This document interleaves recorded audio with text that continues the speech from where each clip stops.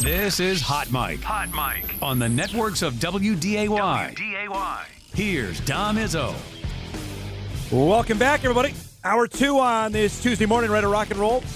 Dragon head football coach Steve Lockway will join us about a half hour after MSUM's big win 2-0 for the first time in 10 years.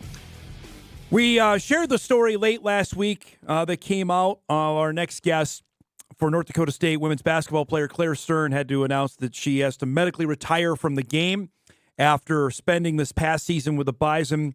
Really started to turn into a really, really nice player at the end of last year, part of the Bison run to the WNIT quarterfinals. If you missed the story I did last March on Claire, it's already been a journey for her anyway, that she came back from 3 broken bones in her back in high school to come back and play Division I basketball, and now has to stop playing. And she joins us here this morning to chat about what happened and what's going on. And I've mentioned this off air. First off, thanks for doing this, that I hate that we're doing this. So give us the story. What happened and what's going on? Yeah, so all of this happened in June of this year. I ended up going to the emergency room one random night because I hadn't been feeling good for the past couple of days. And then that same night that we went in, I thought I had just passed out for no reason. So a lot of strange stuff that was happening. So my mom was like, we should take you in. Like, you want to be cautious about this. So we ended up going into the North Memorial Hospital, Maple Grove. None of the doctors there really know what was happening in the big picture, but after doing some of their tests, found out that I was having some pretty severe cardiac events. And the result of their tests were showing heart attacks. They don't really know if that was exactly what it was, but all of their tests were showing that. So after I ended up having 5 of those total in that night. Holy cow. 1 of them at my house, 1 of them waiting in the emergency room to go in, and then 3 when I was back in the room. So a pretty scary night. And then after I was stabilized, they took me in an ambulance to the University of Minnesota Fairview because they were going to be able to treat me and have better care there. So I spent 2 weeks in the cardiac ICU unit there. I had several tests, blood tests, muscle biopsy, genetic testing. I got a heart biopsy. I think I saw every doctor in that hospital. And so after all of that testing, they discovered that I had a super rare gene mutation called PPA2 gene mutation, which causes cardiomyopathy and is a part of mitochondrial disease. And because of all that, I had to get surgery to get a defibrillator put in as well. Yeah. Wow. That's a lot. Yeah. I don't even know where to start. Like, so when you're at the hospital, are you losing consciousness each time that happened? Yeah, I would go unconscious, so I didn't remember it. I would remember like a strange feeling before one of them happened, and then waking up just kind of terrified because I had no idea what had just happened. And this was just completely out of the blue? Yeah, it was. Man. So was there any physical exertion that was happening before the first instant, or was that just it just happened to pop up and occurred? Yeah. So I was laying on my couch watching a movie with my boyfriend the night that it happened. I mean, I had been training for stuff before that because it was May, so we were training to come back to summer workouts, but nothing was happening the moment before the time happened. That's unbelievable. So you're there, you said 2 weeks you had to be at the hospital? Yeah, I was in the ICU unit, so the cow. high intensive care, yeah. So, I mean, you've already spent more than the lion's share of time in hospitals prior to this. Just, I can't imagine how scared you were, like, because they're doing these tests. Can you describe emotionally what that was like and mentally to deal with that? Yeah, it was really hard, not knowing for so long. I mean, we didn't find out until the end of the 2 weeks. So we were there for 2 weeks doing all these tests, and they had no idea really what was happening. So it was really scary, just, because I'm still thinking in my mind at this point, like, I'm missing basketball. Like, I have to get back up to basketball, not knowing what the big picture was.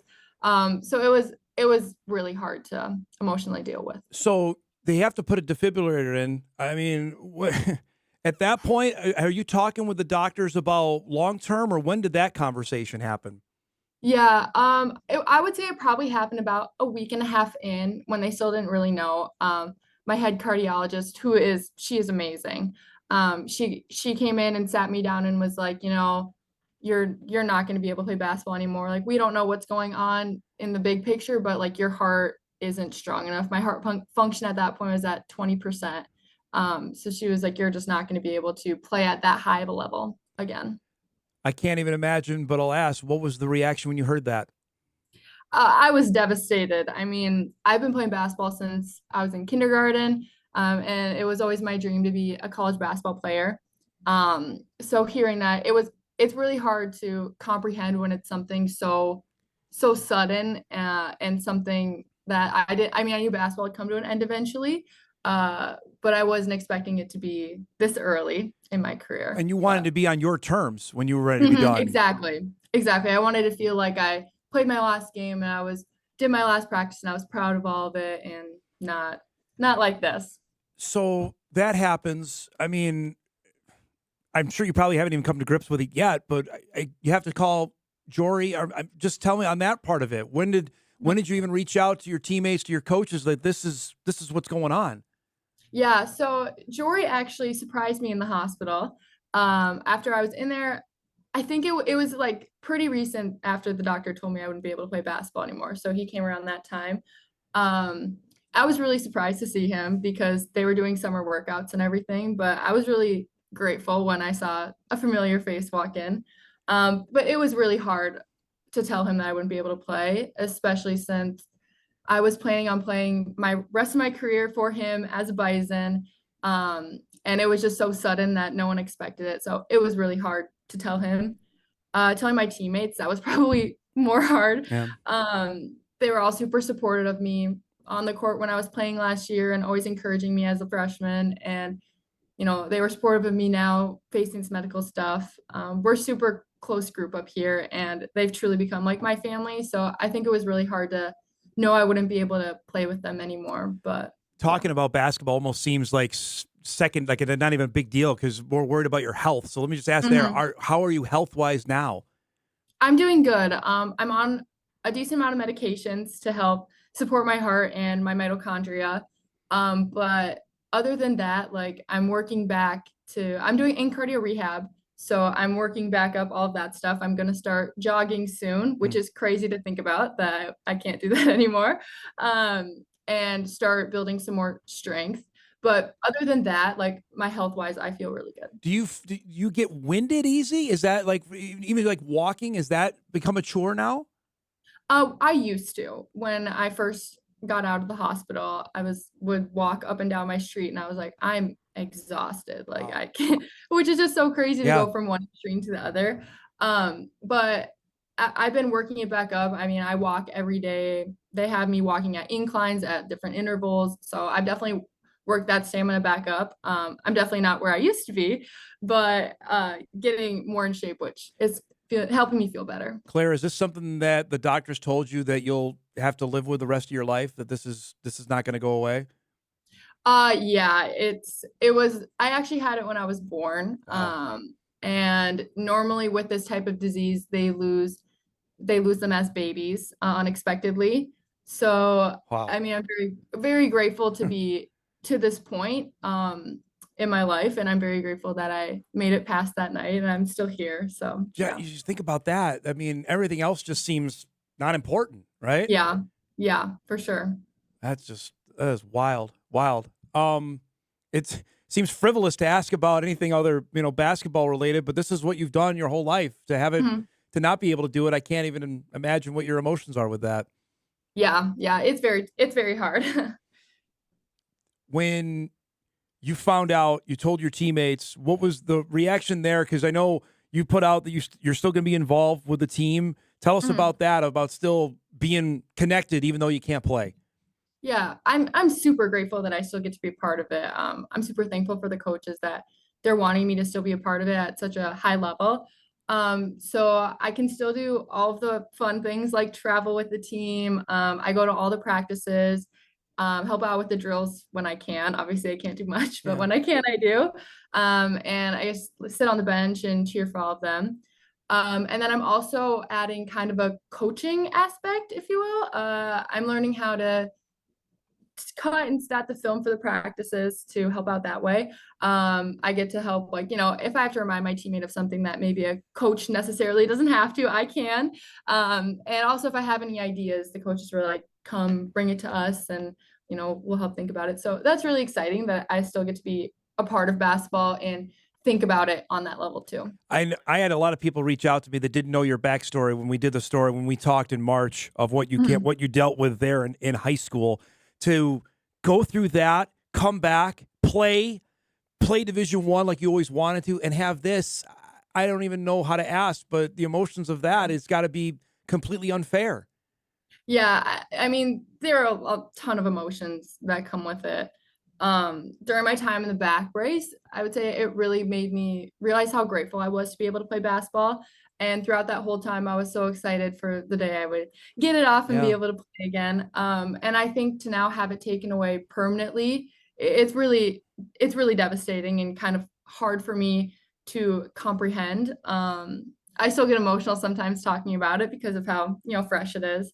So I would say it's very hard to think about it that way. But I mean, because of all this, this is kind of a positive note on it. I've been kind of inspired to create a nonprofit organization that helps people like understand what the gene mutations are, like not just mine specifically because it's so rare, but so many of them, help people understand how to live with it, and also help people like discover the diagnosis of it sooner, because it should never have came to this point. But yeah, so it's called Rare DNA Foundation. It's still really early in the works, but it's something I'm looking forward to. That's good for you on that, and that's a way to somehow to take a positive spin on something really, really difficult. And there's no shame in being emotional on it, because even talking to you, I can hear it in your voice, and it's hard not to be, frankly, considering it's just unfair. But as you mentioned, the fact that you've been able to live your life as much as you have, when some have not been able to survive, frankly, out of infancy, is stunning in its own right. And it seems frivolous to talk about basketball, but I remember when we talked when you committed, of how much NDSU stood behind you because you couldn't play. You were out. You couldn't play because of your back injury. The fact that you had a chance to do it, you look back at it. Can you go back and watch clips, or is it too painful to watch you playing last year? Yeah, I haven't yet. I've looked at some pictures, which, I got a little emotional looking at that, especially the ones with Marissa, because we're so close and we've enjoyed playing with each other. But yeah, I think it'll be, all the emotions will get brought up again when games start. Just because, I wish I could be out there with them, but yeah. That was my next question. Just when practice starts in a couple weeks, or that first game, what do you think is going to go through your mind? I think I'm really gonna miss it. I think it's gonna be hard for me emotionally to stand there. I mean, I love my team and I'm so grateful that I can be standing there watching the practices, but I think we all know that I would want to be out there playing. So that's definitely difficult. But yeah, I think my team will be there to help support me throughout it, and same with my coach. And I think they all understand that it will be a difficult time, but one that I'll be able to get past and start being positive about it. I have to imagine once this story got public last week, what's the outreach been, just not only from your teammates, but other students, maybe other athletes at school? What's the last few days been like for you?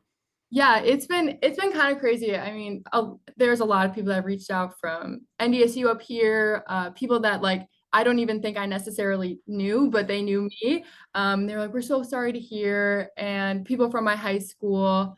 So there's been a lot of support throughout this, which I mean really encourages me to keep going in a positive way. And I really hope that I can help impact people in a good way. Maybe someone that can't play basketball anymore, not because of a serious heart issue, but for other reasons. Like they can see that there's other things you can do and everything will be okay. So. I really appreciate you sharing this. I know this has got to be really, really difficult, and I can't thank you enough for doing this. My last thing, just when you're sitting in the hospital, I mean, I have to imagine, are you fearing the worst, that you may not leave the hospital? Yeah, for sure. I tried hard not to think about it when I first got there, but it was really crazy. I don't remember a lot from that night, but one moment that kind of stuck with me is a super young nurse came in and was like, so if something were to happen, like, do you want us to try and bring you back to life? And I was just like sitting there, not knowing what's going on. I was like, yeah, please. Like, it Wow. was crazy.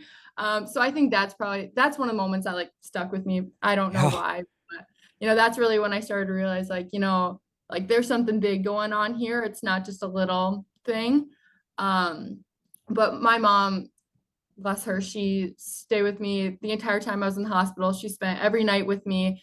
My dad came and visited, my sisters came and visited, all my friends did. I think that helped me stay pretty encouraged throughout it. That's an amazing story. And you left me speechless, which is hard to do because if anybody knows me on that, I really appreciate you doing this. I'm so sorry that you had to endure that. We're more than excited that you're doing better and on the mend, and we can't wait to see you be on the bench this year, but we're going to miss seeing you play. But thanks so much for doing this. Be well. Tell how your family I said hello, and we'll talk soon, okay? Okay, thank you for having me. Claire Stern joining us, former NDSU women's basketball player. Holy cow, what a story. And, I had heard part of it. I had not heard the full story until she shared it there with us. And that makes, anything we kind of talk about pretty much puts it into focus. I mean, that's life and death there, folks. I mean, you heard her say it. If the nurse was asking her to bring her back, that puts things into perspective about what we what we yell about or complain about on this show on a daily basis. That's real life there. And it's completely unfair for a young woman to have a chance to come back from a pretty serious back injury and then have it be stopped. That's too bad. It really is. It's unfair. It's the best word I can find to describe it. And we appreciate her doing that. I know that couldn't have been easy for her to share her story here this morning, but hopefully what comes of it is something that is positive. Appreciate her time. All right, we'll break here. Back on Hot Mic right after this on WDAY Extra and Inforum.com.